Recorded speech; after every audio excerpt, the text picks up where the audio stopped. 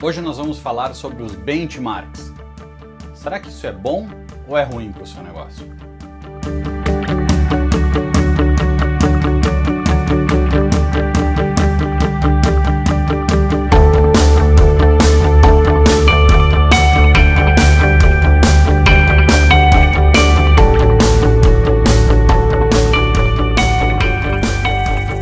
Seja bem-vindo a mais um vídeo do Fuja da Média. Se você é novo aqui no canal, não se esqueça, se inscreva aqui embaixo no canal para não perder nenhuma novidade.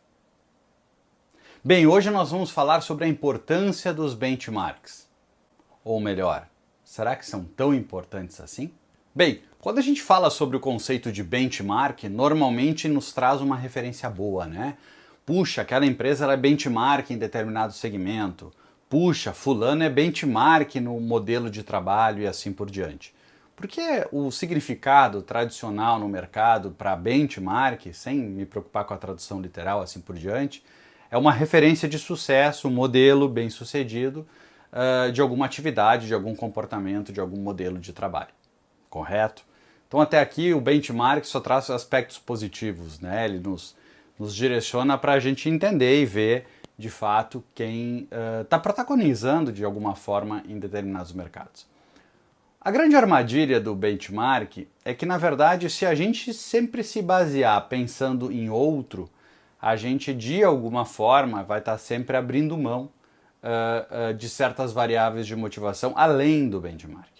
Puxa, Carlos, mas o que você quer trazer com isso? Vou tentar trazer alguns exemplos mais práticos. Na minha visão, o benchmark ele serve como uma informação frente ao que está ocorrendo no mercado. Ele não pode servir como uma justificativa para o meu resultado, por exemplo. Se eu saio do resultado de uma maneira mais ampla e foco muito mais em comportamentos, que também o benchmark tem relevância, eu vejo um outro fator que complica um pouco, que é a verdade do conservadorismo, que na verdade é a parte de ser mais conservador, da parte de correr menos riscos, o que não é positivo para os negócios. Puxa, o que eu quero dizer com isso? Olha só, quando a minha empresa, por exemplo, vai buscar contratar um software em determinado segmento de negócio, existem tipicamente as empresas que são líderes naquele segmento, que são benchmarks. Então, naturalmente, eu tomar uma decisão por contratar o benchmark pode se tornar a melhor solução. Olha, eu digo para você, é uma grande chance, mas não é uma garantia, porque existem N variáveis, as empresas que vão me assessorar, os executivos daquela empresa que estão me assessorando a fazer aquela negociação, enfim, existem várias variáveis. Então, tipicamente, a gente usa o benchmark também como uma forma de defesa, uma forma de ser mais conservador, ou seja, eu estou tomando uma decisão que a maioria que teve sucesso tomou. Concordam? Mas vou trazer um exemplo diferente para você pensar um pouco sobre o benchmark. Uma forma de pensar é que se eu pegar um relatório, eu analisei esses dias o relatório deixa eu até pegar o nome da empresa aqui, Statista.com. Ela tem vários dados estatísticos, obviamente até como o nome da empresa diz, mas eu gosto muito de comparar a performance de vendas por metro quadrado no varejo, por exemplo. Para a gente entender não só no mundo digital, mas no mundo físico, qual é a performance frente ao espaço físico que cada ponto de venda se coloca versus o quanto de dinheiro traz, para ter uma forma de entender um pouco um comportamento linear de certas indústrias, um certo contexto. E eu gosto muito de uma comparação, isso é no mercado americano principalmente, eu há muito tempo sempre falo que as maiores empresas de comercialização por metro quadrado no mercado americano passa pela Apple e a Tiffany, naturalmente, todos já devem imaginar, até pela natureza dos produtos, ticket médio e perfil de lojas, né? Tem uma empresa que sempre surpreende a grande maioria que não é muito ligada nesses números, que é a Lululemon, que eu já falei em vários conteúdos aqui, então eu deixo para um segundo momento, mas a Lululemon é a terceira empresa nos últimos anos que tem performado por venda de metro quadrado. E aí, para não entrar nos demais, eu vou trabalhar com a média. Então o que eu estou fazendo? Eu estou tirando os três principais, porque eles não podem ser referência para o meu exemplo, e vocês vão entender por que já na sequência, e eu estou pegando a média. E se eu pegar a média de 2010 por venda de metro quadrado nas 800 empresas analisadas, a venda por metro quadrado é de $591, né, o ticket médio por metro quadrado.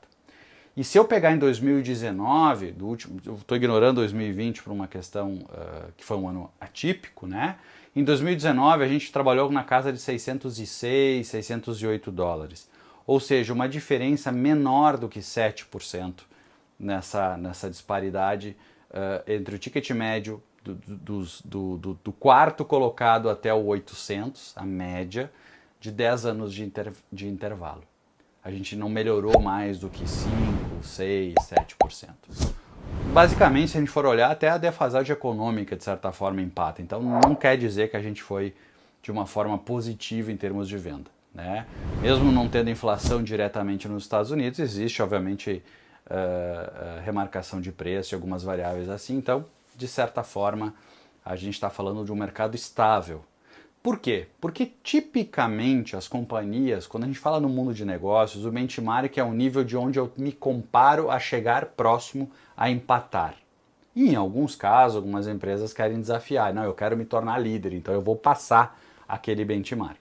Mas o benchmark ele serve meio que como um limite, como uma forma indiretamente de limitação.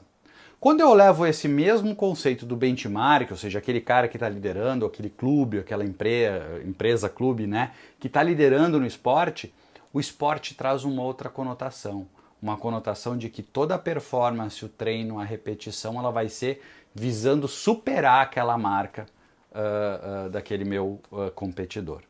Notem que é uma abordagem um pouco diferente do que a gente tem no mercado tradicional de negócios. E no esporte, se eu pegar dois esportes típicos, eu fiz uma consulta rápida aqui antes de gravar o vídeo, pegar, por exemplo, natação, nado livre 50 metros em piscinas grandes, né? A gente vê que nos últimos 10 anos a melhor marca ela cresceu em torno de 13%. Ou seja, teve um desafio de 13% nos últimos 10 anos de um esporte que já é muito maduro, ou seja, já estava num nível muito positivo já de tempo, né? Então não é simplesmente um mato alto, né? Então você vê que já teve 13% em menos de 10 anos. E se eu levo para o futebol, por exemplo, o Campeonato Brasileiro de pontos corridos de 2010 a 2019, a gente em 2010 teve um clube campeão com 61 pontos e a gente teve em 2019 um clube campeão com 90 pontos. Obviamente que não é uma curva linear de crescimento, porque varia, mas por natureza da vida, a curva me mostrou, com 3 exceções ao longo dos 10 anos, que a curva foi crescente. E um crescimento acima de 30%. Note que no esporte, até pelo comportamento natural que se tem de desafiar o próximo, de eu vou ser melhor, eu tenho a mesma condição, é mais explícito. Então é o primeiro ponto que eu trago para você do benchmark. Será que eu estou lidando com o benchmark da forma que seja positiva para que eu de fato consiga prosperar mais? E esse tipo de comportamento ele acontece por 2 fatores na minha visão. O primeiro é a visão um pouco do que eu comentei no início, a visão de usar o benchmark como um modelo de boa performance. Então tudo que eu tomar de decisão alinhada a estar próximo ao benchmark, teoricamente é a melhor decisão, certo? Tipicamente as companhias mais conservadoras elas mantêm uma linha de decisão menos arrojada sobre arriscar em negócios, sobre inovar, sobre criar disrupções nas indústrias, e em contrapartida elas ficam muito mais vivendo próximo aos benchmarks.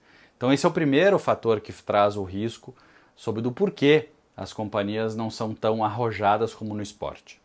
O segundo fator é o fator muito do modelo de funil de vendas e marketing, que é um modelo que mudou completamente nos últimos anos, principalmente com a grande mudança cultural da gente saindo de instituição para indo para o modelo de indivíduos, e é um tema que eu vou falar num outro capítulo específico aqui. Tá? Não vou entrar no mérito aqui, eu vou focar no 1, que é esse conservadorismo sobre o benchmark. Primeira questão que eu trago para você é uma questão muito que eu passei por muitos anos, obviamente, vocês já me acompanham há muito tempo, sabem, que eu, há mais de 20 anos, eu trabalho muito próximo aos grandes executivos em grandes companhias, exatamente com o viés de buscar trazer mais performance, melhor relacionamento com o mercado dessas companhias, né? E uma vez, eu não vou ser perfeito aqui, mas cerca de 5 anos atrás, eu estava visitando uma companhia muito grande, no sul do Brasil, não vou revelar o estado para não ficar muito explícito aqui, que é uma empresa do segmento automotivo, que ela detém várias marcas, né? E visitando uma das companhias, eu estava fazendo uma proposição de trabalho mostrando que existiam formas mais inteligentes e com uma viabilidade de resultado muito maior. Então eu estava propondo isso para um vice-presidente da companhia como um modelo, trazendo elementos, informações para que ele tivesse uma motivação para levar isso a uma decisão de um colegiado para que de fato a empresa se desafiasse mais. Existia, assim, visivelmente um desafio, uma oportunidade de negócio muito grande. Ainda existe, tá? Vocês já vão entender por quê. Bem, perfeito, tudo ok, conversando com ele, ele chegou e de uma certa forma, ele usou o benchmark como uma muleta comigo, né? Ele chegou e disse assim, Bush, a minha loja aqui, pegando essas 3 lojas que eu tenho aqui nessa cidade, nós somos benchmark na região. De cada 10 clientes que entram nessa nossa loja de venda de veículos 0 km, para ficar claro para vocês, cerca de 1,2 clientes compram veículo. E a gente é benchmark no segmento por isso.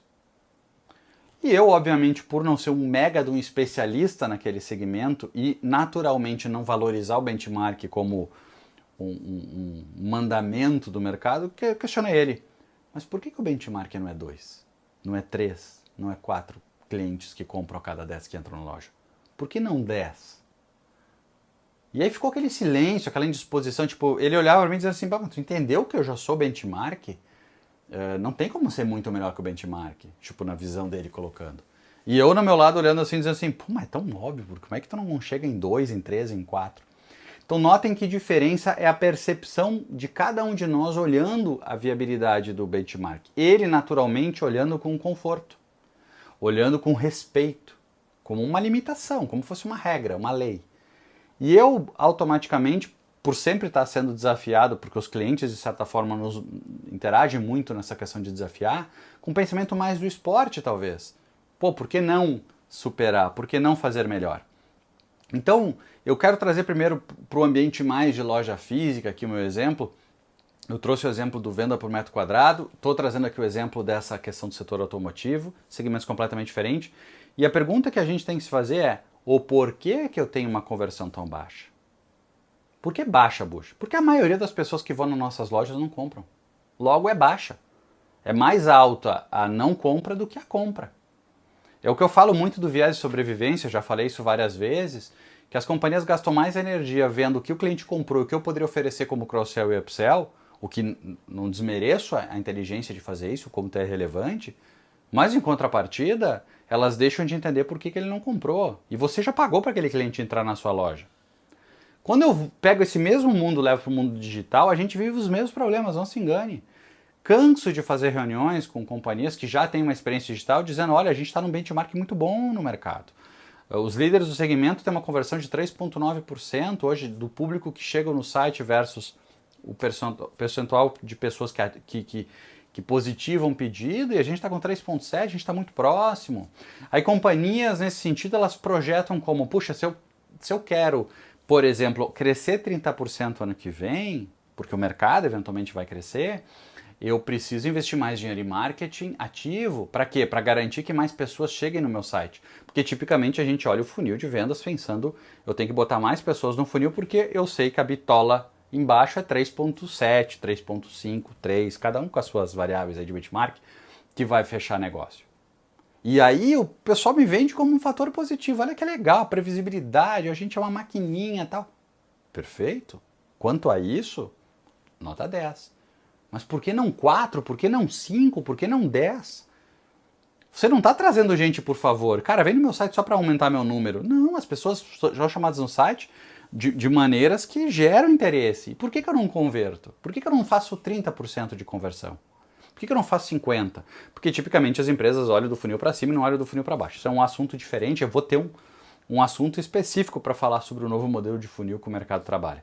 Mas voltando ao modelo tradicional, o marketing, de certa forma, só pensa num jeito que é investo mais para trazer mais gente. O gerente comercial diz, eu já estou convertendo conforme o benchmark.